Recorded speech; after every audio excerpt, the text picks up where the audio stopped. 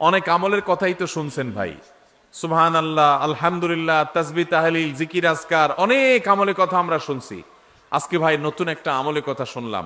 এটাও যে আমল সেটা আমাদের অনেক ভাই ব্রাদাররা জানেন না। সে আমলটা হলো, আপনি বাজারে গেছেন, রিক্সা দিয়ে যাচ্ছেন, কারোর সাথে এমন কোন উপলক্ষ তৈরি হলো, একজন রাস্তার মাঝখানে দাঁড়ায় আছে, আপনার রিক্সার যতই বেল বাজানো হচ্ছে উনি সরেন না। এরপরে যখন ওনাকে একটু ভালোভাবে বলতে গেছেন, উনি গায়ের দিকে তাড়ায় আসছে।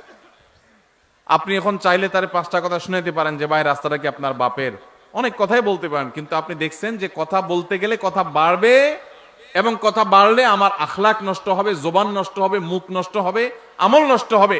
এই জন্য আমি নিজে সত্যের উপর আছি, সে অন্যায় করতেছে এটা জানার পরও আমি তার সাথে ঝগড়া না করে মুখটা আরেক দিকে ফিরে আসতে বের হয়ে চলে আসলাম। নবীজি বলেছেন এই কাজটা যারা নিয়মিত করতে পারবে, যারা এই কাজটা করবে, এই গুণ যারা অর্জন করবে, তিনি বলেছেন জান্নাতের এক পাশে তার জন্য একটা প্রাসাদের দায়িত্ব আমি নিলাম।